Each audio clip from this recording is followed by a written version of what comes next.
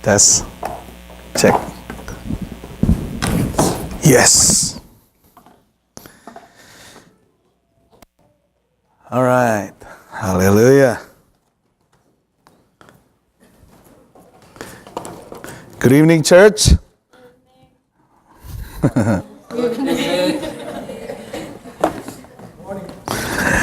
Sawadika. Pakai bahasa apa nih?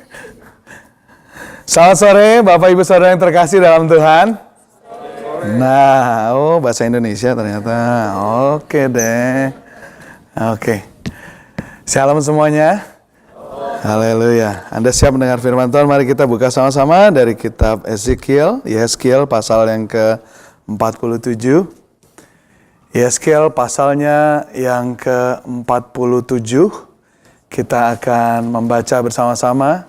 Hari ini saya mau share kepada Anda apa yang menjadi tema kita tahun ini. Saya percaya Pastor Ronald sudah mulai share minggu lalu ya, going deeper. So I want to begin to share with you what is to be the direction and also the theme for our 2016. The title of my sermon this evening is called Deeper. Okay, jadi apa yang jadi judul daripada khotbah saya hari ini adalah Deeper. Oke, kita buka sama-sama dari kitab Yehezkiel pasal yang ke-47. Let's open your Bible to Ezekiel chapter 47. We're going to read beginning from verse 1 to verse 12. If you're reading from English Bible, you can turn with me to NIV. They have two versions of NIV 1984 and NIV. So depending on mostly the same except for small details. But you can read with me from the version NIV. And before we read, let's pray once more. Sebelum kita baca, mari kita berdoa sekali lagi. Roh Kudus, kami berikan izin yang seluas-luasnya, sebesar-besarnya untuk Engkau berbicara dalam hati kami, kepada pikiran kami. We open our hearts to you, O God. And we give you, O God, permission to speak to us, O God. And penetrate even the innermost part of our hearts, part of our mind and understanding. Roh Kudus jamah kami, dan hari ini kami nyatakan bahwa iman akan bangkit. Touch our hearts and we declare, oh God, this evening that faith will arise. From this heralding of your message, dari pemberitaan firman-Mu ini ya Tuhan, akan bangkit iman. Dan iman yang akan mengalahkan ketakutan ya Tuhan. Faith that will triumph over fear, oh God. So we ask, oh God, for you to manifest your word. Nyatakan firman-Mu di tengah kami ya Tuhan. We declare, oh God, that fear will be evicted from within our gathering. Kami nyatakan bahwa ketakutan akan diusir, dikeluarkan dari tengah-tengah perkumpulan kami ini ya Tuhan. Dan iman akan bangkit, faith will arise. And we want to take captive of every thoughts, every knowledge, every imagination that exalt itself against the knowledge of Christ. Yang menawan setiap pikiran, perasaan, dan juga perkiraan manusia, imajinasi dan fantasi yang mau meninggikan diri daripada dasar firman-Mu. And we want to take it, we want to place it into obedience in Christ Jesus. Yang mau membawanya dalam penundukan diri di bawah kaki Yesus. Di dalam nama Tuhan Yesus. Nah, semua umat Tuhan yang percaya katakan, amin, amin. Yehezkiel 47. Dikatakan begini, saya akan baca bahasa Indonesianya. Kemudian ia membawa aku kembali ke pintu bait suci, dan sungguh ada air keluar dari bawah ambang pintu bait suci itu, dan mengalir menuju ke timur. Sebab bait suci juga menghadap ke timur, dan air itu mengalir dari bawah bagian samping kanan dari bait suci itu, sebelah selatan mezbah.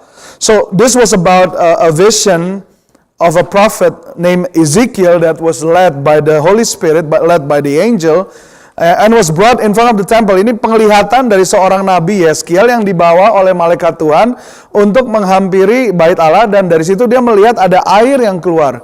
From then he witnessed a water begin to flow. Water begin to flow from the threshold of the eastern door and also from the southern door. Lalu diiringnya aku keluar melalui pintu gerbang, ayat yang kedua, utara, dan di bawahnya aku berkeliling dari luar menuju pintu gerbang luar yang menghadap ke timur. Sungguh air itu membual dari sebelah selatan. Sedang orang itu pergi ke arah timur dan memegang tali pengukur di tangannya. Ia mengukur 1000 hasta Dan menyuruh aku masuk ke dalam air itu, maka dalamnya sampai di pergelangan tangan. 1000 hasta kurang lebih 1750 feet.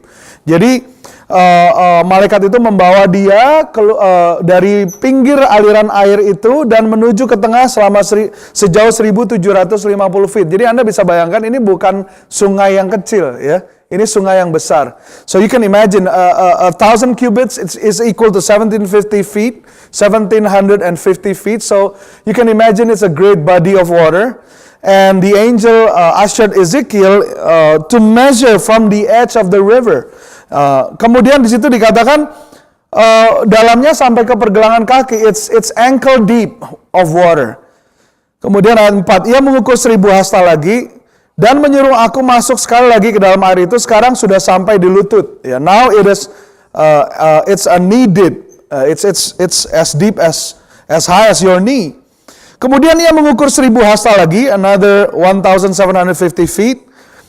Dan menyuruh aku ketiga kalinya masuk ke dalam air itu. Sekarang sudah sampai di pinggang. It is now a waist deep body of water. Sekali lagi ia mengukur 1000 hasta lagi, sekarang air itu sudah menjadi sungai. Now it is a river deep. It is as deep as a river. It is, as a matter of fact, you cannot cross it unless you're willing to swim through it. Ya, sudah meninggi sehingga orang tidak dapat berenang, suatu sungai yang tidak dapat diseberangi lagi. Ayat yang ke-6. Lalu ia berkata kepadaku, sudahkah engkau lihat ini, hai anak manusia? Son of man, have you seen this? Ya, jadi ada satu penekanan, malaikat menekankan, kamu lihat nggak ini? Anak manusia, sudahkah kamu melihat ini? Kemudian ia membawa aku kembali menyusur tepi sungai. Dalam perjalanan pulang, sungguh sepanjang tepi sungai itu ada amat banyak pohon di sebelah sini dan di sebelah sana. Jadi imagine a river, if you're walking on one side, so the vision was saying that there was a lot of river at this bank, at this side of the river bank, and also on the other side of the river bank. Okay? Jadi kalau Anda berjalan di satu sisi dari sungai, di sisi sini banyak tanaman, di seberangnya juga banyak pohon-pohon yang tumbuh ya. Ayat yang ke-8, ia berkata kepadaku, sungai ini mengalir menuju wilayah timur dan menurun ke Araba Yordan. Dan bermuara di Laut Asin, air yang mengandung banyak garam, dan air itu menjadi tawar. Sehingga kemana saja sungai itu mengalir, segala makhluk hidup yang berkeriapan di sana akan hidup. Ikan-ikan akan menjadi sangat banyak, sebab kemana saja air itu sampai, air laut itu menjadi tawar. Dan kemana saja sungai itu mengalir, semuanya itu di sana hidup. So it's saying that the river from the threshold of the temple flow into the desert of Araba and also all the way reaching out to the Dead Sea or the Salty Sea. Okay, and it is saying that wherever the river shall flow, life begins to flourish. And when the river touches the Dead Sea, the water becomes fresh. And furthermore, it was says that wherever this river shall flow, life begins to flourish. Okay. Maka penangkap-penangkap ikan penuh sepanjang tepinya mulai dari En-Gedi sampai En-Eglaim, daerah itu menjadi penjemuran pukat. Dan di sungai itu ada berjenis-jenis ikan seperti ikan-ikan di laut besar, ikan-ikan di laut besar sangat banyak. Tetapi rawa-rawanya dan paya-payanya tidak menjadi tawar, itu menjadi tempat mengambil garam. Pada kedua tepi sungai itu tumbuh bermacam-macam pohon buah-buahan dan daunnya tidak layu dan buahnya tidak habis-habis. Setiap bulan ada lagi buahnya yang baru, sebab pohon-pohon itu mendapat air dari tempat kudus itu dan buahnya menjadi makanan dan daunnya menjadi obat. He then brought me out to the north gate and led me around to the outside of the outer gate facing east, and water was flowing from the south side. Kita sampai di ayat yang ke-11 ya. Dikatakan ayat yang ke-12, fruit trees of all kinds will grow on both banks of the river. Their leaves will not wither, nor will their fruit fail. Every month they will bear, because the water from the sanctuary flows through them. Their fruit will serve for food. Everybody say food. Okay, say it out loud. Food. Ya, makanan ya, untuk jadi makanan. And their leaves for healing. Everybody say healing. Amen. So whenever you have food and medicine, you're all good. Okay. So Ini adalah satu gambaran, ini adalah satu visi yang diberikan oleh Tuhan kepada nabinya, Nabi Yeskiel. Dan sangat unik, ini adalah visi dan gambaran yang bermula daripada bait Allah ya. It did not start from any other building, it did not start from any other landmark, but it started from the temple of God. Ini nggak mulai dari tempat yang bersejarah, nggak mulai dari gunung atau dari lembah, tapi mulainya dari bait Allah ya. Saya yakin bahwa dari ayat ini kita bisa belajar banyak. Waktu saya membaca ayat ini sebenarnya bukan yang pertama kali. I have been reading this passage for many times. But as I was meditating and praying for direction for this year, I am drawn into this verse. Tahun lalu kita bicara tentang raising the standard ya. Semua ingat Kolose 1 ayat 28-29, we want to raise the standard, and the standard that we believe is standard of maturity, so that everyone will be fully mature in Christ. Amen. So that's our prayer. So if there's any raising this year within this team, I believe that we want to pray for God to raise His water level. We want God to raise His presence, the water of His presence. I'm believing that God is still alive and well. Amen. Tuhan itu bukan cuma sekedar konsep, Tuhan bukan cuma sekedar tradisi, tapi Dia hidup dan Dia ingin kehidupannya dan kehadirannya itu nyata dalam hidup kita. God would want to make manifest His presence in such a real way in our presence. It's more than just having your kalau orang Indonesia bilang apa namanya, bulu kuduk merinding gitu ya. Tuhan nggak ada hubungannya sama bulu, tapi Tuhan ini adalah Tuhan yang luar biasa, yang berkuasa ya. God would want you to understand, that He wants to make His presence, His manifested presence, real within your heart. So Bapak Ibu saudara yang dikasih Tuhan, waktu saya mendapatkan ayat ini, waktu saya pelajari lagi dan saya menemukan bahwa sebenarnya ini adalah nubuatan yang bukan hanya buat umat Tuhan di zaman itu, tapi sangat relevan buat kita, dan bahkan nubuatan ini dilanjutkan oleh Tuhan Yesus kalau Anda lihat di dalam kitab Perjanjian Baru. So, kalau kita tahu dalam satu kata ya, saya dan Pastor Ronald percaya bahwa kita nih mau berjalan menuju di dalam satu kenyataan di mana hadirat Tuhan itu is deeper within our presence. Amen. Di gereja ini, di dalam hidup kita, di dalam pernikahan kita, di dalam kehidupan kita secara pribadi, kita mengalami Tuhan yang lebih lagi deeper gitu loh. Nggak cuma superficiality, nggak cuma ritualism, nggak cuma tradition. It's not just kosong gitu ya. Tapi benar-benar we experience a deeper body of water. It's like being soaked into a deep river. The word is saturated into the presence of God. And the truth is, this promise is still valid even to this day. Amen. Saya ingin mengajak Anda dalam perjalanan daripada firman Tuhan. Kita baca tadi di Ezekiel 47 dibilang begini, the man brought me back to the entrance of the temple. Semua katakan temple. Ya, temple, kata-kata temple tuh, saya dulu waktu masih kecil kalau dengar kata temple tuh kebayangnya ini ya, kuil Buddha gitu ya. Karena itu kan dibilangnya temple gitu ya. Orang tua saya dari latar belakang Buddha. Nah, tapi kata temple ini sebenarnya dari bahasa Ibrani ya. Ini sebenarnya originasinya adalah dari bangsa Yahudi gitu loh. Dan dikatakan there is water ya to the entrance of the temple, and I saw water coming out from under the threshold of the temple. Aku melihat air keluar dari ambang pintu, the threshold of the door toward the east, mengarah ke timur ya. Anda harus perhatikan betul-betul kalau baca firman Tuhan, jangan cepat-cepat ya. Anda harus benar-benar, karena setiap kata, setiap lambang itu ada artinya gitu ya. Kenapa nggak ngadap ke timur? Kenapa nggak kulon gitu atau wetan gitu ya? Ini nggak tahu tuh wetan apa ya bos?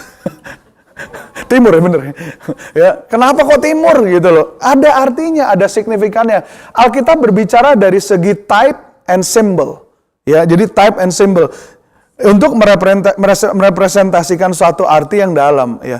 Kemudian di sini di ayat yang berikutnya dia bilang, he measured off 1,000 cubits. Dia mengukur 1,000 hasta ya, which is 1,750 feet from the edge of the bank. Ini Anda tahu ya, kalau sungai itu 1,750 kira-kira kecil atau besar?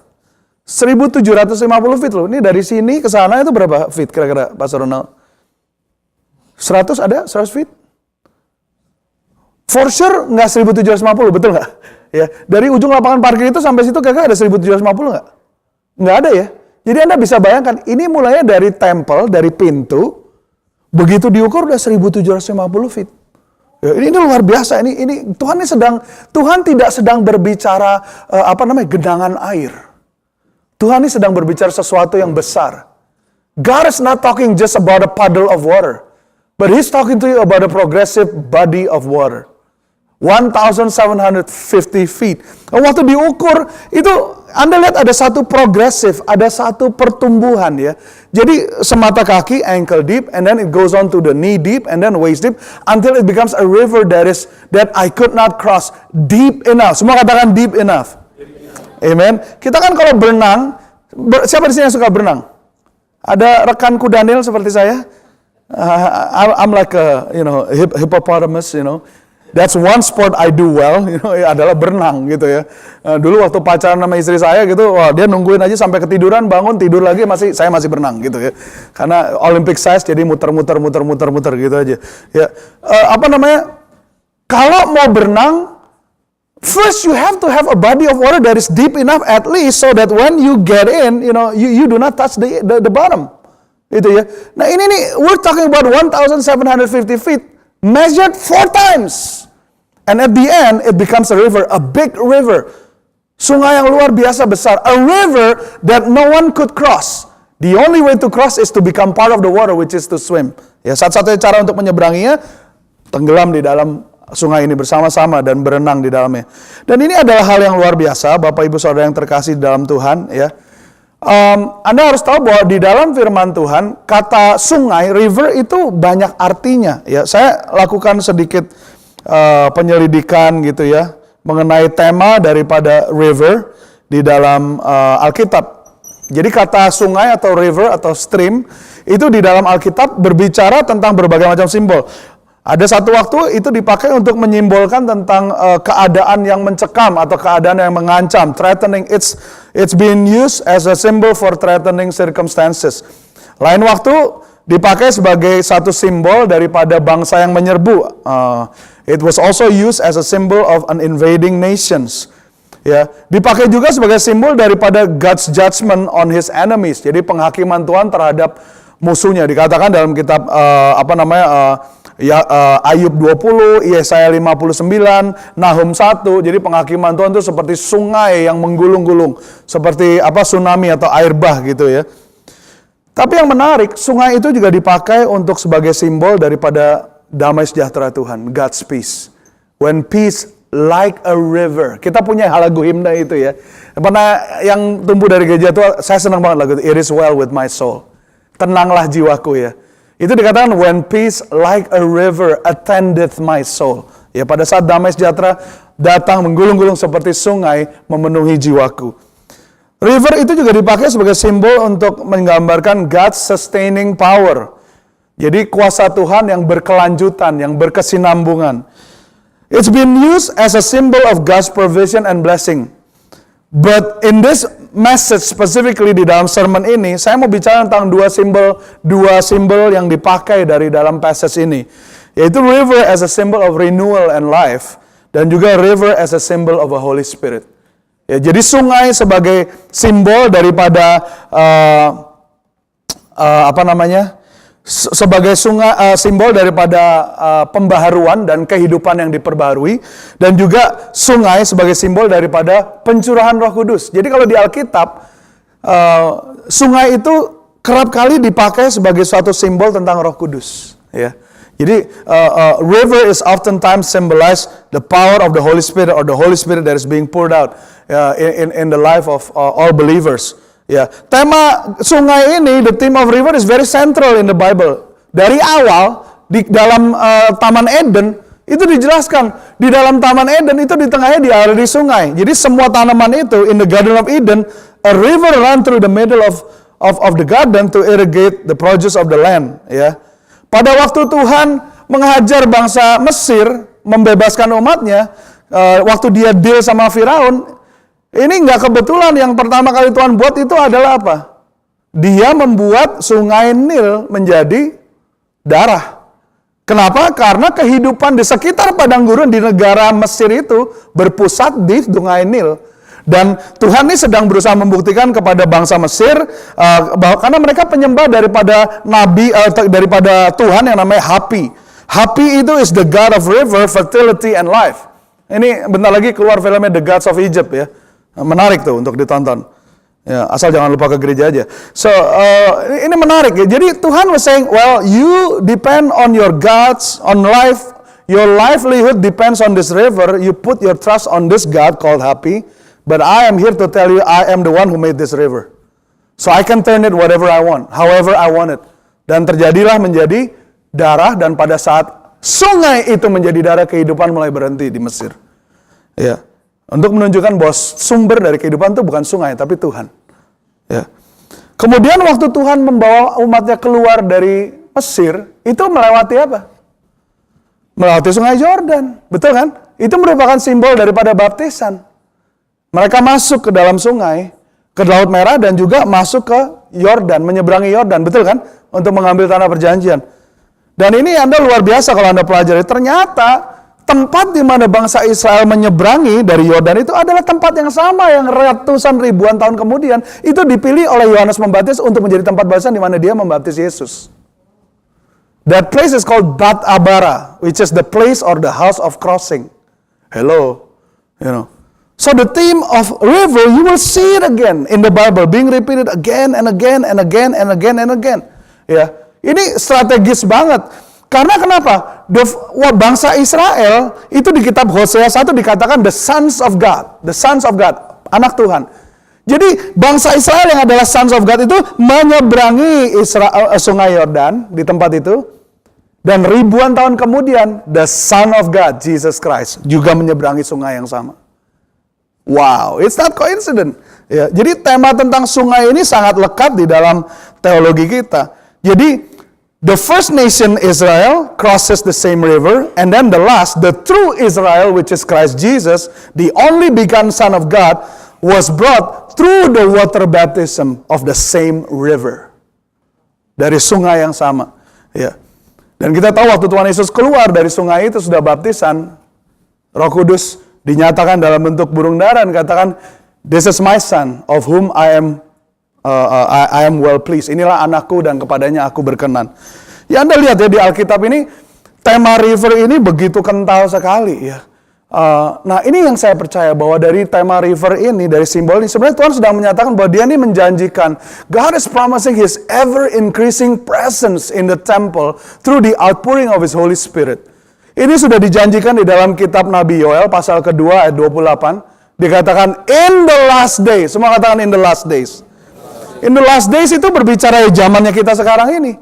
I will pour out my spirit on all people. I will pour out my spirit on all people. And then it was reinforced in the book of Acts chapter 2 verse 17 by the great apostle Paul. Ya, ditekankan lagi oleh Rasul Paulus di Kisah Rasul 2:17. Inilah yang terjadi sebagaimana apa yang dijanjikan di zaman kitab Yoel, bahwa aku akan mencurahkan rohku kepada anak-anakmu. Your sons and daughters shall prophesy. Teruna-terunamu akan bernubuat. They will dream dreams. Yang orang tua akan mendapatkan visi. Jadi ini sudah dijanjikan, ya. Sudah dijanjikan di dalam zaman sejak berpuluh-puluh, beratus-ratus, beribu-ribu tahun yang lalu. Jadi there is a river. Semua katakan there is a river. Ya, Mazmur 46 dikatakan begini, there is a river whose stream makes glad the city of God. Jadi ada satu sungai yang alirannya itu membawa kegirangan bagi kota Tuhan. Ini merupakan janji mengenai Roh Kudus dan juga pembaharuan yang dijanjikannya, dan ini berbicara tentang janji Tuhan kepada umatnya. There is a river whose stream makes glad the city of God. Ada sungai yang alirannya akan menyukakan kota Tuhan, ya. Dan Anda tahu bahwa tema daripada river itu bukan cuma disebut oleh kitab Yeskiel, tapi Tuhan Yesus kita itu juga menyebut. Ya, di dalam Yohanes pasal yang ke-7 ayat 37 sampai 39. Coba buka Yohanes, Injil Yohanes pasal yang ke-7. Injil Yohanes pasal yang ke-7 ayat 37 sampai dengan 39. Anda masih bersama saya? Oke, haleluya. Yohanes pasalnya yang ke-7 ayat 37. Ini dibilang begini. Yohanes 7 ayat yang ke-37.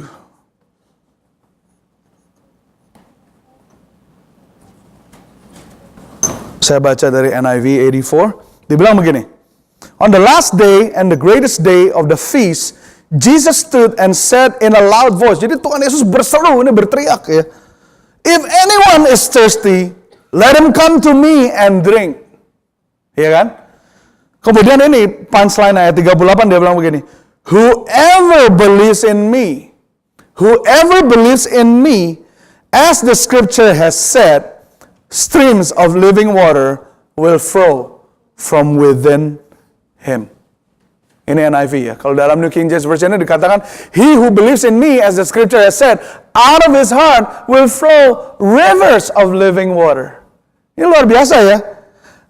Ini yang perlu kita, apa hubungannya ayat ini dengan Yehezkiel? Hubungannya begini, sesudah Yehezkiel itu menubuatkan atau memberitakan, menceritakan mengenai pengalaman dia, penglihatan dia di dalam bait Allah, nubuatan dia itu menjadi pegangan dan panduan daripada perayaan bangsa Israel dalam tradisi keimanan mereka. That becomes the backdrop of their Feast of Tabernacle. Oke, jadi orang Israel itu punya banyak festival, punya banyak perayaan. Ini kalau bahasa Indonesia apa ya? Hari Raya Pondok Daun ya? Tabernacle apa ya? Feast of Tabernacle. Kalau ada yang bisa Google sendiri situ ya. Nah, di dalam perayaan Feast of Tabernacle, menurut sebuah buku yang dikutip oleh Rabbi Edersheim, dibilang begini, in the life and times of Jesus the Messiah, dikatakan bahwa para imam dan rabi di zamannya Tuhan Yesus, ini ratusan tahun sesudah buku Ezekiel ya, Nabi Yehezkiel, itu di dalam puncak daripada perayaan Bait Allah, the Feast of Tabernacle, mereka bawa dandang, bawa jerigen, bawa panci, semua berbondong-bondong ke kolam Siloam. Ada yang ingat kolam Siloam apa? The Pool of Siloam, the place where Jesus healed the blind. Oke, dia bawa itu isi dengan air dan semua mereka bawa ke Bait Allah. Begitu sampai di Bait Allah, dicurahkan di depan pintu Bait Allah. Ini apa yang mereka lakukan? What is the significance of what they do? They are doing that because they are trying to reenact the vision that Ezekiel received. Mereka melakukan ini karena mereka berusaha memperagakan ulang, karena mereka ini berusaha mengatakan, Lord, we long for the promise that you gave to the prophet Ezekiel to be fulfilled. Kami rindu apa yang dinyatakan oleh Nabi Yehezkiel ini dipenuhi di zaman kami. Jadi mereka lakukan itu, tapi mereka lakukannya secara fisik gitu ya. Mereka lakukan secara fisik. Nah, ini tapi yang menarik, pada saat perayaan di mana Tuhan Yesus itu hidup di tengah-tengah mereka, nah inilah terjadi Yohanes 7 ayat 37-39. Jadi ayat ini terjadi di tengah-tengah puncak perayaan daripada Feast of Tabernacle, and at the end of the feast, and on the greatest day, di hari terbesar daripada puncak perayaan itu, Yesus berdiri dan berteriak, whoever is thirsty, they may come and drink from me. Barang siapa haus, ia dapat datang kepadaku dan minum. Ada amin semuanya? Anda ingat nggak waktu Tuhan Yesus berbicara dengan perempuan di Samaria? Ya, do you remember the encounter that Jesus had with the Samaritan women? Waktu perempuan itu katakan, kamu nggak punya tali, bagaimana kamu bisa ngambil air ini? Tuhan Yesus katakan, kalau kamu minum air ini, kamu akan tetap haus. If you drink the water from this well, you will remain thirsty, dia katakan. But if you drink from the water that I have come to give you, you shall never thirst again. Did you remember that? Ya, jadi semua ayat firman Tuhan ini berhubung ya. Dan di kitab Yohanes 7 ayat 37 ini dibilang begini ayat 38. He who believes in me, as the scripture has said, out of his heart will flow rivers of living water. Jadi apa yang Yesus lakukan dalam Yohanes 7 ayat 37-39 itu adalah menggenapi apa yang Yehezkiel nubuatkan di dalam Yehezkiel 47. Penggenapan daripada nubuatan Nabi Yehezkiel itu bukan dalam bentuk dari Bait Allah akan mengalir air dan akan terjadi banjir dan luar biasa apa yang terjadi. Tapi yang dimaksud adalah spiritual flow of that water. The spiritual river are going to overflow. Dan Anda harus tahu, jadi Ezekiel vision ini backdrop the Feast of Tabernacle. Di zaman Nabi Yehezkiel dikatakan temple. Di dalam Tuhan Yesus itu disebut bukan temple tapi hatimu, di dalam hatimu. Ada amin? Ingat nggak di 1 Korintus dikatakan, tidak tahukah kamu bahwa your body is the temple of, come on say it if you know it, is the temple of the Holy Spirit. Did you not know that your body is the temple of the Holy Spirit? Tidak tahukah kamu bahwa tubuhmu adalah bait Roh Kudus, tempat di mana Roh Kudus Tuhan diam. Therefore, glorify God with your body. Did you not know that your body is the temple of the Holy Spirit, the dwelling place of the Spirit of God? So Jesus was in line when he says that whoever believes in me, as the scripture said. So Jesus never contradict the scripture. Jesus always revert back to the scripture. Yesus selalu mengacu kembali kepada firman Tuhan. Dia tidak pernah bertentangan dengan firman Tuhan. Dan dia katakan, barang siapa percaya kepadaku, sebagaimana sudah dikatakan dalam firman Tuhan, dari dalam hatinya. Semua katakan dari dalam hatinya. Come on, everybody say from within. Everybody say from within his heart. Come on, say it out loud. From within my heart. Katakan dari dalam hatiku. Ini dikatakan will flow rivers of living water. Will flow rivers of living water. Oh, haleluya. Bapak Ibu Saudara yang dikasihi Tuhan, ini kabar baik. Dari mana pastor bisa percaya bahwa ini adalah mengacu kepada spiritual fulfillment? Itu berbicara tentang spiritual river. Karena sampai hari ini, dataran Araba yang merupakan gurun pasir yang mati, masih kering. Masih mati dan tidak ada kehidupan. Sampai hari ini, Laut mati, the Dead Sea where the river in the vision is flowing, masih laut mati dan masih tidak ada kehidupan. Tetapi Anda lihat hari ini, kerajaan Tuhan dibangun, hidup diubahkan. Kematian dipulihkan. What the devil meant for evil, the Lord turned it around for good. If you don't believe me, just look at this person in front of you. I used to be a dead person. I used to be a man destined for doom and destruction. Saya harusnya mati. Tapi saya bisa ada di sini hari ini. Karena apa? Karena aliran sungai itu. Anda ada di sini hari ini kenapa? Apa karena Anda baik?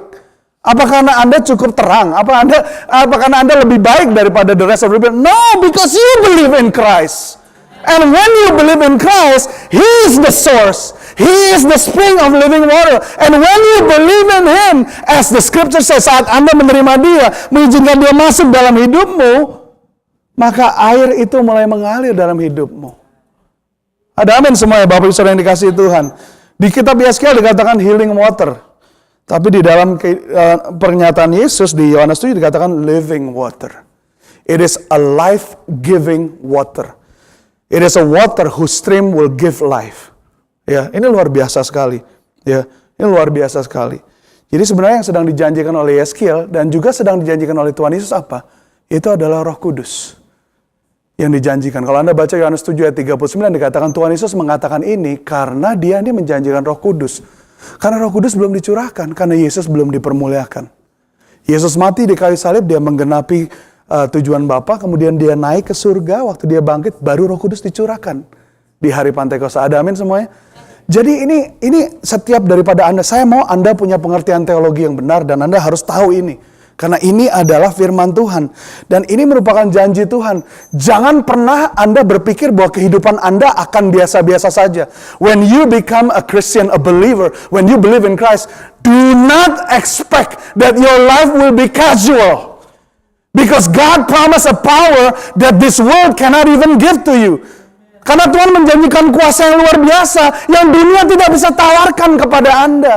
When you believe in Christ, expect that your life will be powerful. It will be amazing. It will not be the same, but it will continue to grow. Amen? Yang sama dulu, sekarang, selama itu Yesus. Anda enggak. Semakin hari Anda semakin diubahkan menjadi seperti Kristus.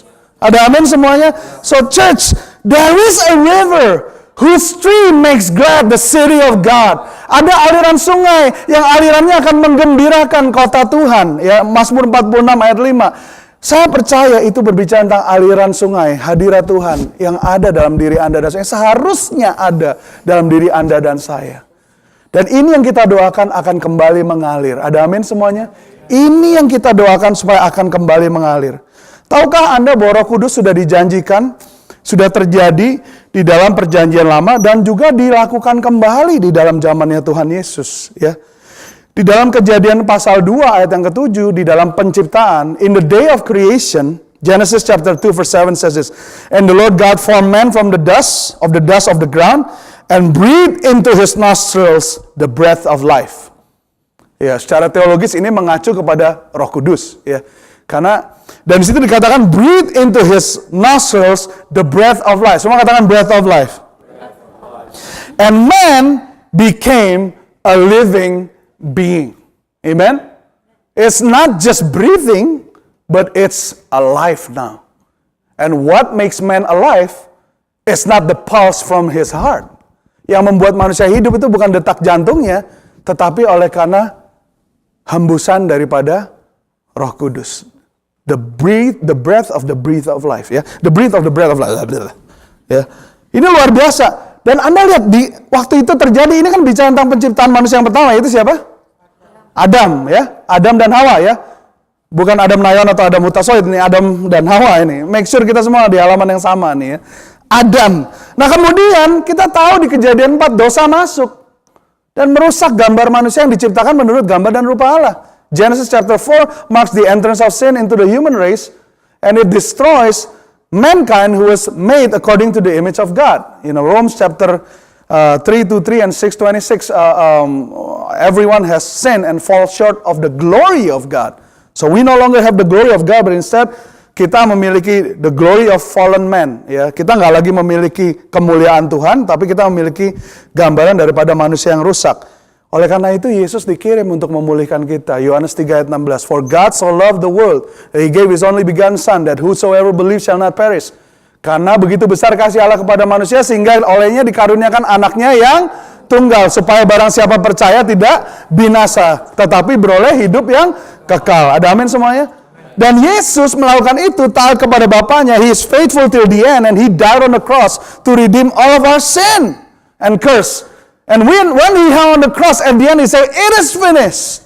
Dia menggenapi itu, Dia menyelesaikan, dan keberhasilan Yesus di kayu salib itu diberikan kepada Anda dan saya. The success that Christ has achieved at the cross was being given to everyone who believe. That's why Jesus said, "Whoever is thirsty, they can come to me and drink." Ada amin semuanya?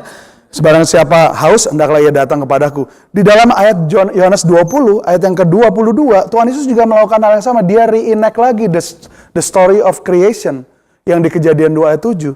Dikatakan, "And when He had said this, He breathed on them." He breathed on His disciples. Dia menghembuskan kepada murid-muridnya, dan Dia katakan, He said to them, "Receive what? Receive what? Receive the Holy Spirit." Terimalah Roh Kudus. Ada amin semuanya? Jadi kembali ke apa yang saya katakan tadi, God promise, Tuhan ini sedang menjanjikan, God is promising His ever increasing presence in the temple through the outpouring of His Holy Spirit, yang digambarkan dengan aliran daripada sungai itu. Ada amin Bapak Ibu Saudara yang terkasih dalam Tuhan. Dan saya berdoa supaya setiap daripada Anda boleh menerima ini. Kalau Anda percaya Tuhan, Anda mengizinkan Dia masuk dalam hidupmu, seharusnya hidupmu tidak akan tetap sama. Kalau sampai hidupmu mengalami tidak berubah, mungkin ada beberapa hal yang kita perlu bawa ke dalam hadirat Tuhan, yang kita perlu doakan, atau ada yang perlu kita lepaskan. Ya, saya mau ajak Anda lebih dalam hari ini untuk meneliti apa yang aliran sungai ini lakukan. What is the impact of this river? Ya, in Ezekiel chapter 47 verse 8 to 9, the angel specifically hold Ezekiel. In my mind, it was like they were walking along, and then all of a sudden the angel hold him and say, "Are you seeing this?" Gitu ya. Jadi, "Son of man, do you see this?" Gitu. Jadi dalam pikiran saya seolah mereka sedang berjalan, ya. Begitu sampai ke sekitar daerah yang disentuh oleh sungai itu, seolah-olah tuh malaikat tuh mengejutkan Ezekiel dan katakan, "Kamu lihat ini nggak? Kamu perhatikan ini nggak? We need to pay attention to what is the Spirit is doing." Ya. Kemudian di dalam kitab Yesaya 47 ayat 8-9 katakan, "He said to me, this water flows toward the eastern region and goes down into the Araba." Araba adalah padang gurun yang sangat-sangat kering dan mati, bahkan sampai sekarang pun masih mati. Om Yos sudah pernah ke Israel ya? You can testify to my word. Udah pernah lihat sendiri, udah pernah selfie di Araba dia, kita belum. Ya. Ini luar biasa, gurun, pasir yang mati ya. Dan kemudian dikatakan where it enters the Dead Sea. Jadi ada dua tempat di mana this river touch. Yang pertama is the desert of Araba, and then second is the Dead Sea or the Salty Sea. Ya. Dan kemudian dikatakan begini, because this water flows there and makes the salt water fresh, so where the river flows, everything will live. Can we read the bottom part? The last sentence on the bottom. Can we read it together? 1, 2, 3. So where the river flows, everything will live. Amen. Jadi kemana sungai ini mengalir, kehidupan akan dimulai, akan mendapatkan kehidupan. Ada amin semuanya? Ini janji yang luar biasa loh. I want you to be fully aware of this. I want you to see this. The same way the angel mengejutkan Ezekiel, I want you to wake up and see this ya. Where the river flows, yang pertama itu mengalir ke Araba. Araba ini adalah desert ya.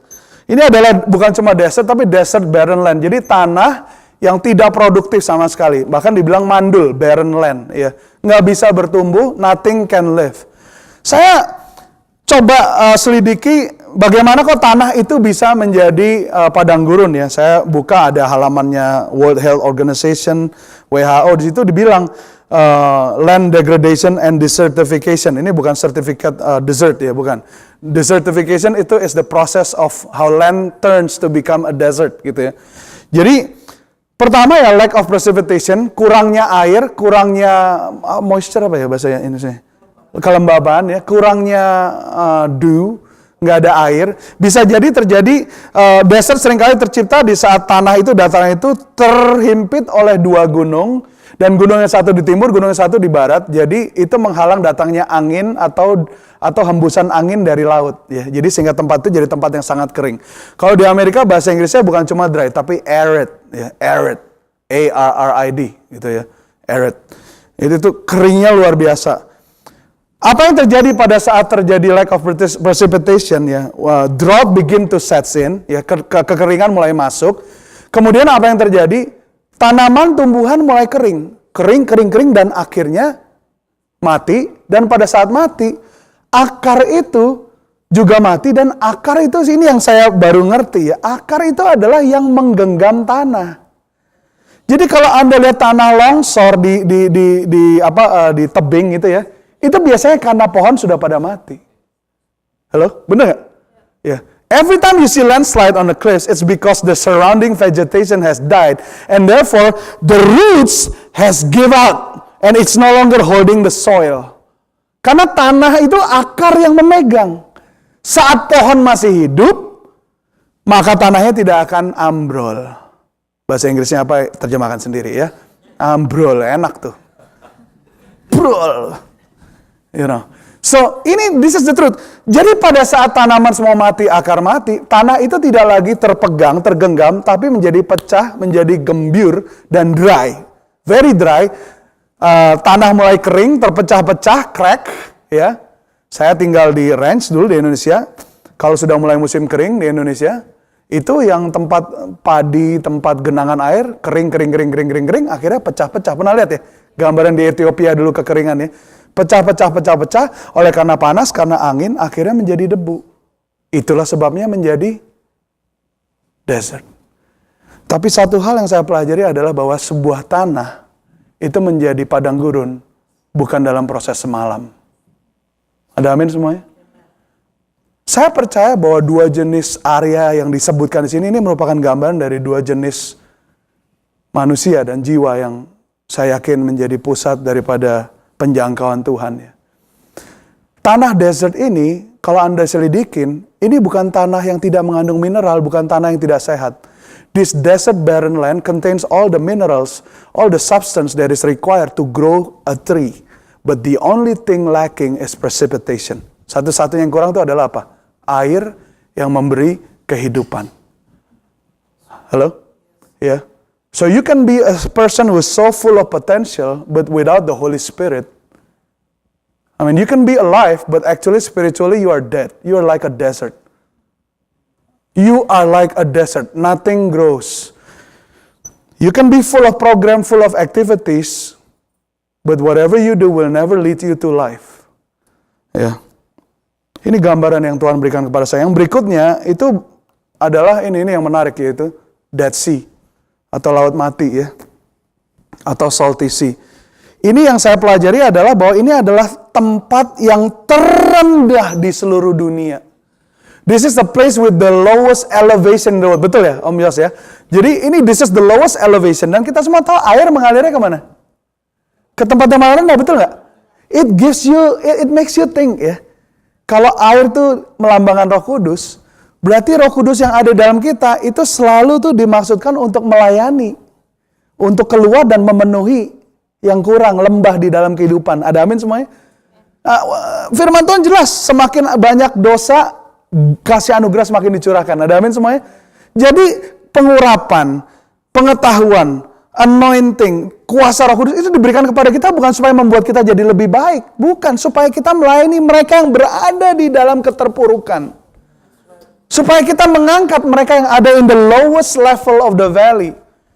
Dead Sea ini adalah tempat yang keterbalikan daripada apa namanya Desert of Araba ya. Karena di Dead Sea ini semua isinya air, betul nggak? Isinya air, tetapi one thing yang kita notice nggak ada kehidupan di dalamnya karena ini kandungan garamnya ini luar biasa ya, kandungan garamnya ini luar biasa, sangat highly saline. Dan bahkan salinity-nya ini 8,5 kali lebih asin daripada air laut. Kebayang nggak? Ada yang pernah minum air laut di sini? Oh, kalau belum pernah, belum hidup. Harus minum air laut. Ya, laut itu asin, percaya deh ya. Percaya ya, oke. Sama pastor harus percaya. Wong pastor udah sering minum air laut kok. Ya. Anda bayangkan air yang 8,5 kali lebih asin dari air laut. Kebayang nggak? Lebih asin daripada jok-joknya pelawak Indonesia yang stand up comedy, lebih asin, lebih garing ya.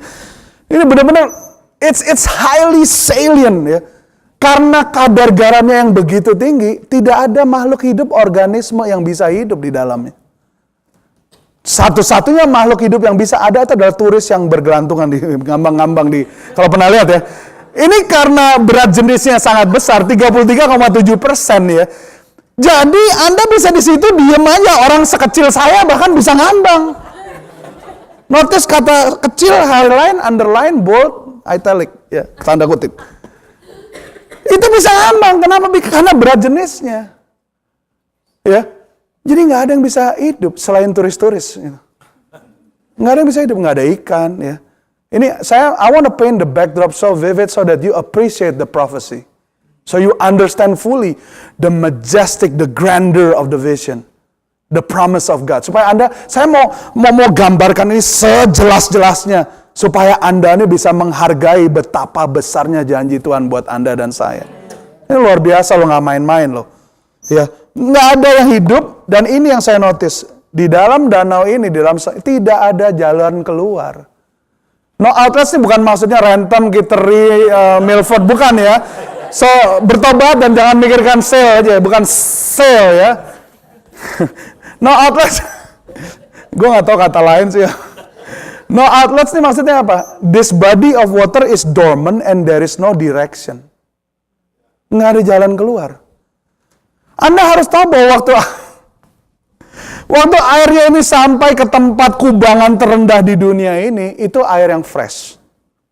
Ya, ini air fresh. But you need to understand that even the freshest water, if you contain in an area with no outlets, no way out, over time, because of the element of the weather, it will become Dead Sea. Comberan itu adalah genangan air bersih yang tidak kemana-mana.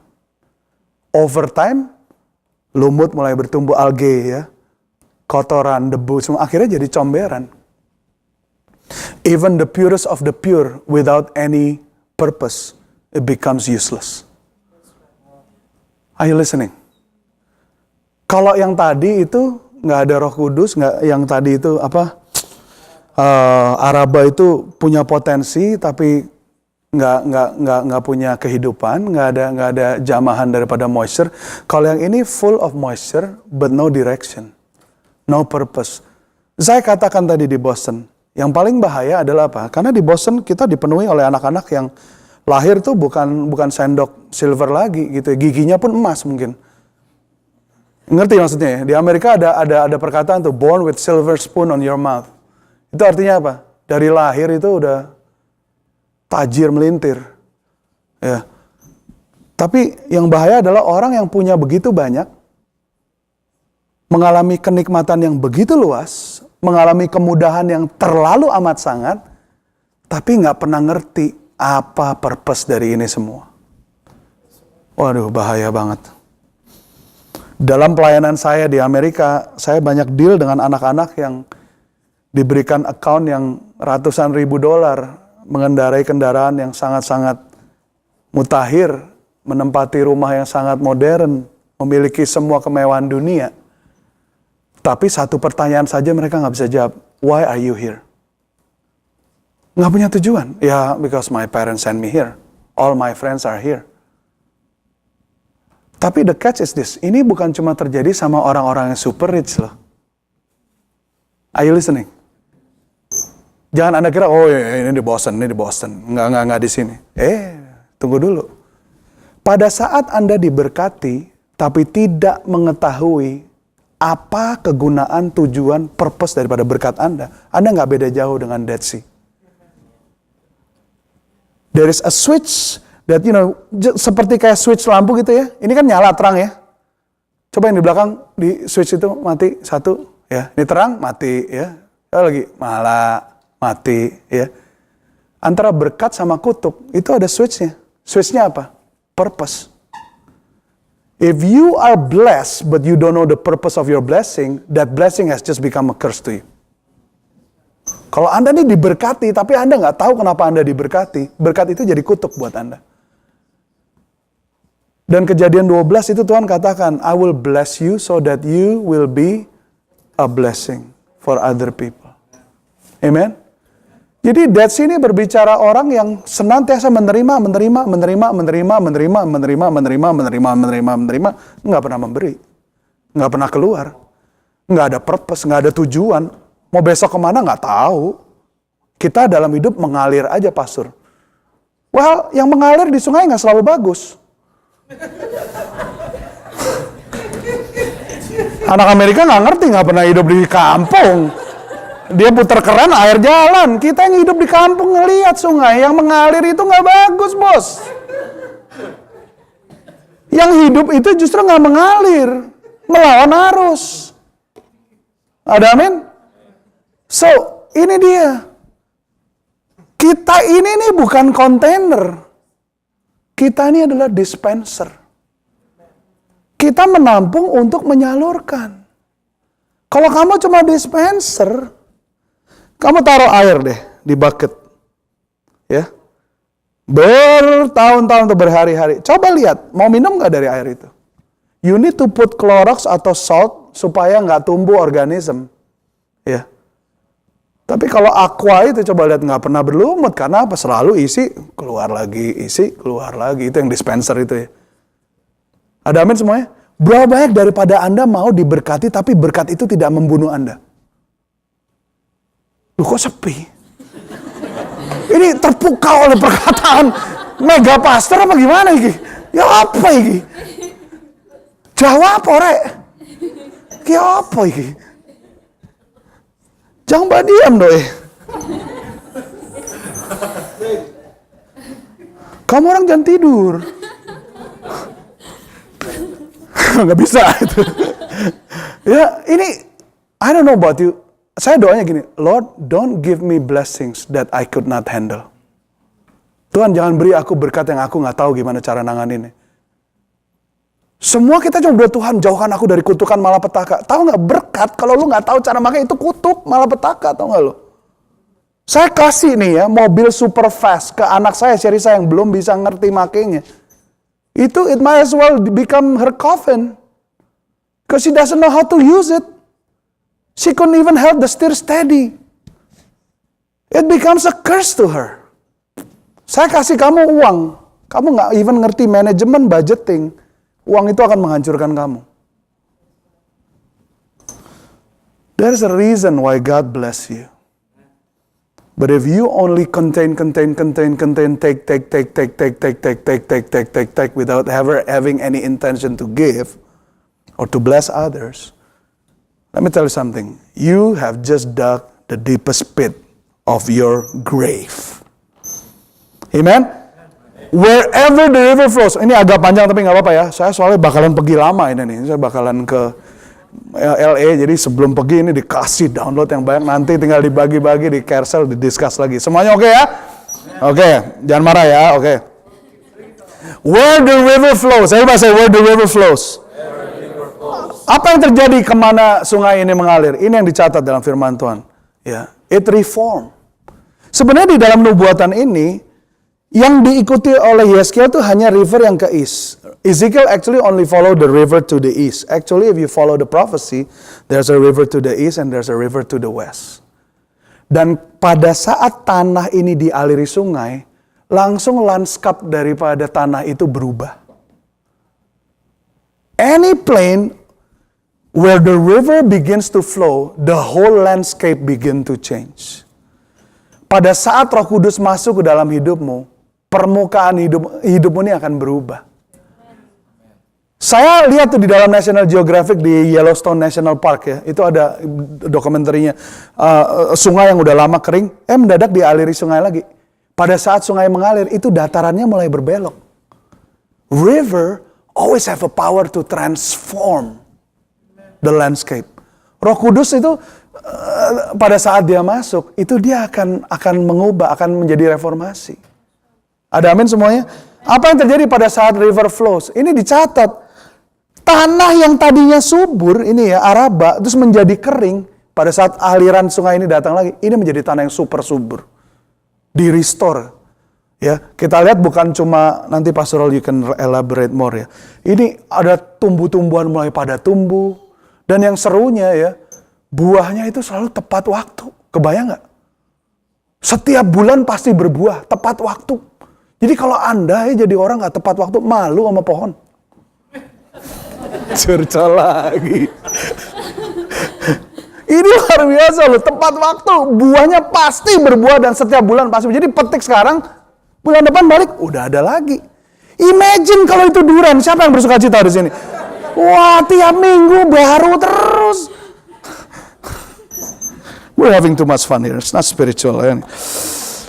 Wherever the river flows, you know, it's life-giving. Memberi kehidupan. Ya, memberi kehidupan luar biasa, memberi kehidupan. Dikatakan mulai ada ikan-ikan, ya. Bukan cuma life-giving, tapi di sini saya go to aja karena waktu ya. Yaitu replenish. Replenish ini mensuplai kembali. Pernah lihat ini nggak vending machine? Vending machine pernah lihat ya? Pernah nggak datang waktu vending machine-nya diisi ulang? Nah itu namanya replenishing. Jadi sama Tuhan apa yang sudah terpakai itu kan diisi kembali. Kayak pulsa ya. Papa minta pulsa. Tuhan isi pulsa. Itu replenishing. Jadi air yang tadinya tidak ada kehidupan, tidak ada ikan, ini mulai kehidupan mulai mengalir. Dan serius loh. Tuhan kita itu adalah Tuhan yang cinta seafood. Paling enggak Indonesia Timur lah. Tuhan kalau nggak Ambon dari Manado lah paling enggak. Soalnya suka banget sama ikan. Dan ini di dalam nubuatan ini bukan cuma ikan yang kecil, ada ikan yang gede. Hey, I don't know about you. A man should not live by tuna alone. How about salmon, you know, yellowtail, hamachi, red striped bass, you know, kakap. Any lover of raw here? Come on, hey. You know, ikan asin jambal, you know, how about that? You know, hey, bring it on, man. And that is the kind of God that we have. He is creative and He is full of it in a good way. Dia replenish loh, dia replenish. Luar biasa Tuhan kita. Wherever the river flows, there is healing. There is healing. There is healing. Wherever the river flows, there is abundance. Abundance everywhere.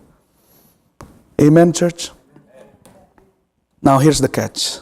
You all believe in this and saying amen. But I don't want you to go home not knowing this. Ya. Karena that river itu merupakan gambaran apa yang akan mengalir bukan dari bait Allah kepada hidupmu. Tapi akan mengalir dari dalam hidupmu keluar. Are you listening, church? Remember, if you are blessed but you have no outlets, you're going to end up becoming what? You're going to be a Dead Sea. You're going to be like desert of Araba. Yohanes bilang begini, Yohanes 7:37. Kembali lagi ke yang tadi ya, yang Tuhan Yesus katakan.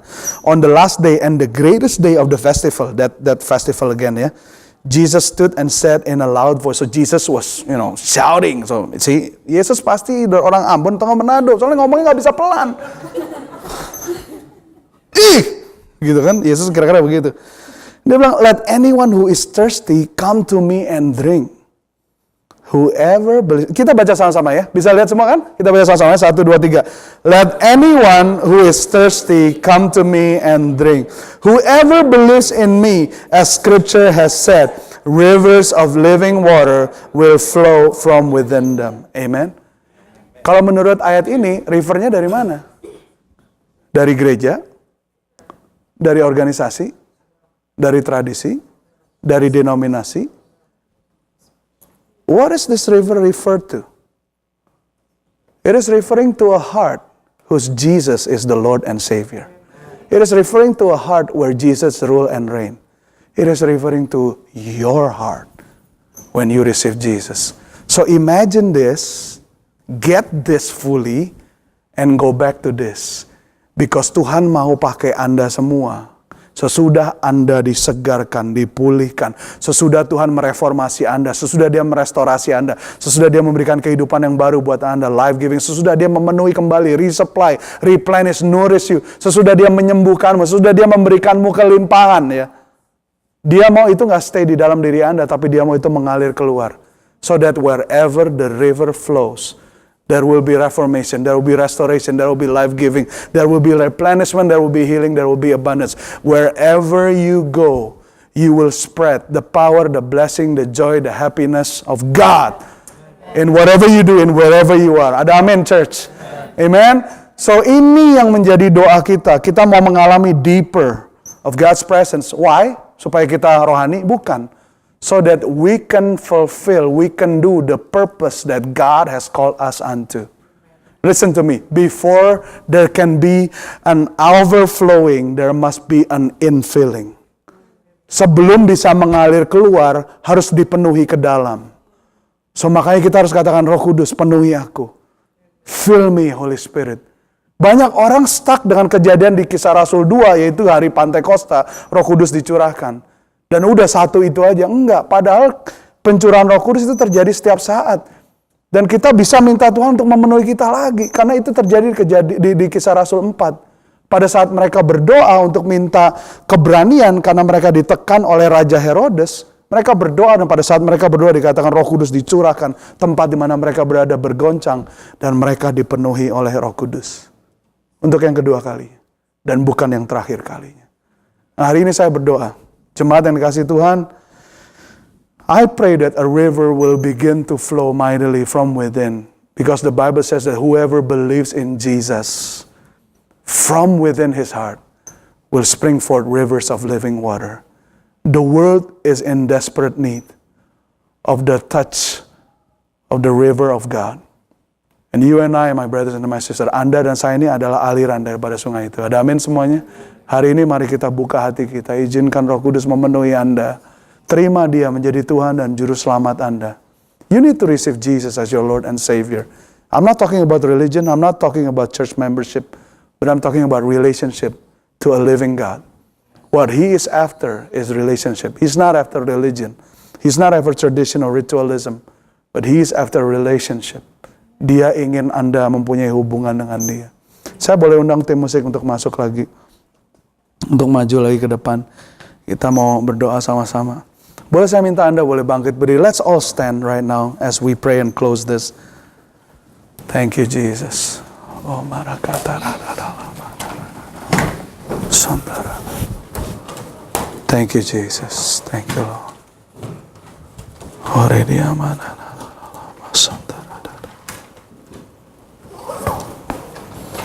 Thank you, Lord.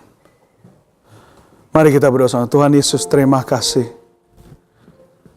Terima kasih untuk apa yang Kau kerjakan ya Tuhan di tengah-tengah kami. Thank you, Lord Jesus. Thank you, Lord, for a great thing that you have done, oh Lord. Oh, hallelujah, hallelujah. Jesus, touch us again, oh God. We long to see your river flowing again, oh God, reforming, restoring, giving life, replenishing, healing, giving us abundance, oh God, as we go to the nations, oh God. Lord, we pray, oh God, that that river will flow again, oh God, and gives life, gives hope to our life, to our marriage, oh God, to our personality, to our personal life, oh God. Oh Tuhan, Tuhan alirkan sungai-Mu ya Tuhan, fill us again. Church, would you just lift up your hands right now and receive the touch of the Holy Spirit. Holy Spirit, I pray, Roh Kudus, aku berdoa supaya Engkau menjamah setiap jemaat-Mu hari ini. Penuhi kami lagi ya Tuhan. Fill us again, Lord Jesus. Oh, barakandurolama sarandadadadadada. Holy Spirit, you are welcome in this place. Holy Spirit, we ask that you fill us again, oh God. Holy Spirit, I pray that those who are thirsty and hungry for you will come to you, oh God.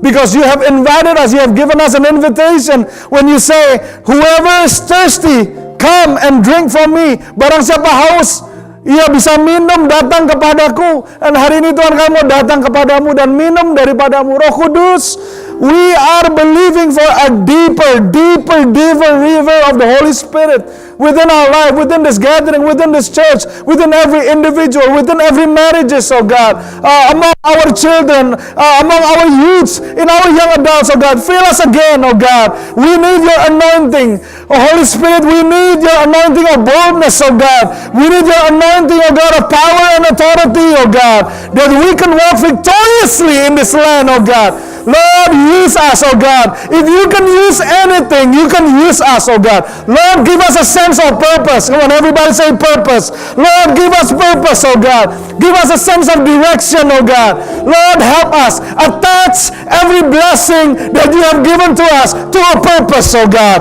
Attach a purpose to every blessings that you have given to us. Tuhan, Engkau canangkan kegunaan, tujuan ya Tuhan. Visi atas setiap berkat dan favor yang Kau berikan dalam kehidupan kami. Lord, we don't want to receive a blessing that we know nothing about, oh God. We want to handle your blessing responsibly, oh God. Becoming a good steward, oh God. That everything that you have entrusted in our care, oh God, will become a tool for your kingdom, will bless other people, touching other nations, oh God, reforming, oh God, restoring, life-giving, replenishing, healing, and giving abundance, oh God. Touch your people, oh God. We ask, oh God, Lord, this is your promise. For Jesus Christ is the same yesterday, today, and forever. Your words are yes and amen, oh God. Heaven and earth will fade, but your word will still remain, oh God. Firman-Mu tidak akan berubah. Firman-Mu adalah ya dan amin. Bumi dan langit akan berlalu, tetapi firman-Mu tetap untuk selama-lamanya. Tuhan, biar gereja Rochester City Blessing Church menjadi gereja yang luar biasa ya Tuhan. Menjadi gereja di mana aliran sungai-Mu itu menjadi the great body of water, restoring life, oh God, making a desert into fertile soil, touching the Dead Sea, oh God, menjadi air yang segar di mana kehidupan bisa memulihkan lagi ya Tuhan, bisa pulih lagi ya Tuhan. Oh, thank you Jesus. Thank you Lord. Come on, keep on interceding. Tetap berdoa, angkat tangan Anda. Di dalam doa saya melihat ada dari Anda yang akan dipakai Tuhan untuk berbicara kehidupan kepada orang yang sedang berjalan menuju kematian. In my prayer, I am sensing that God is going to use many of you to speak life to those who are walking toward death. God is going to cause you to bring restoration to broken marriages. God is going to use you to bring restoration to broken lives. God is going to cause you to become a life giver, to become a replenisher. God is going to use you to bring healing. Tuhan akan memakai Anda untuk memberkati. Imagine. Because this is the word of God. When He says, whoever believes in me, from their heart, from within your heart. Barang siapa percaya kepadaku, seperti dikatakan dalam firman Tuhan, dari dalam hatinya. Dari dalam hatinya, dari dalam hatinya, dari dalam hatinya, dari dalam hatinya, dari dalam sanubarimu, dari dalam hatimu akan mengalir aliran sungai kehidupan. Tuhan, hari ini sebelum ada overflowing, biar boleh terjadi infilling ya Tuhan. Mari dimanapun Anda berada hari ini, mari buka mulutmu, lidahmu, katakan, Tuhan penuhi aku dengan rohmu yang kudus Tuhan. Lord, fill me again with your Holy Spirit. Let it overflow, God. Let it overflow. Come on, church. Come on, would you just open your mouth and just begin to pray, intercede for yourself. Holy Spirit, begin to fill me again. Fill me again, Lord. Penuhi aku, Tuhan. Supaya aku boleh mengalami kuasa-Mu. Supaya aku boleh sungguh-sungguh menjadi alat-Mu. Supaya aku boleh menjadi, ya Tuhan, aliran sungai-Mu yang membawa reformasi, membawa restorasi, memberikan kehidupan, mensuplai kembali, ya Tuhan, membawa kesembuhan, memberikan kelimpahan, ya Tuhan. Tuhan jamah setiap daripada kami, karena kami ada di sini untuk melakukan kehendak-Mu, ya Tuhan. Thank you, Jesus. Oh Lord, I believe, oh God, that whatever you said in your word are yes and amen. So I declare this and I affirm this word upon your church, oh God. Aku nyatakan ini, aku teguhkan perkataan firman ini atas umat-Mu di dalam nama Tuhan Yesus. Biar mulai hari ini, ya Tuhan, umat-Mu menjadi orang yang sibuk memberkati orang lain, tidak akan pusing, tidak akan takut dengan berkat Tuhan dalam hidupnya. Tidak akan pernah takut apakah Tuhan akan menyediakan atau enggak. Tidak akan pernah takut apakah Tuhan akan menolong atau tidak. Orang yang sibuk menolong orang tidak akan pusing dengan apa yang dikatakan orang lain. Tapi satu-satunya concern dalam hidupnya adalah apakah dia melakukan kehendak Bapaknya. Tuhan, biar apa yang terjadi dalam Yesus boleh terjadi di dalam diri kami, ya Tuhan. Oh Tuhan, jamah. Father, we pray for our young people in this church. We pray that you will give them a sense of purpose that is so strong within their life. That will encourage them, oh God. That will mobilize them. That will help them to remain focused, oh God. Undeterred, undistracted, oh God. Undivided. Lord, in a society that is becoming more and more secularized, humanist, oh God. We pray that our young people will remain true to their faith, oh God. That they will remain pure in you, oh God. That they will remain, oh God, faithful to the call that you have given. We pray for purpose, even at the young age. We pray for sense of purpose, oh God. For a direction, oh God, that is clear, oh God. So that they do not become a dead pool of water, oh God. But that they become a dynamic body of river that is continually flowing, reforming, restoring, life-giving, replenishing, healing, abundance. Oh Lord, thank you, Jesus. We believe in this because this is your word, oh God.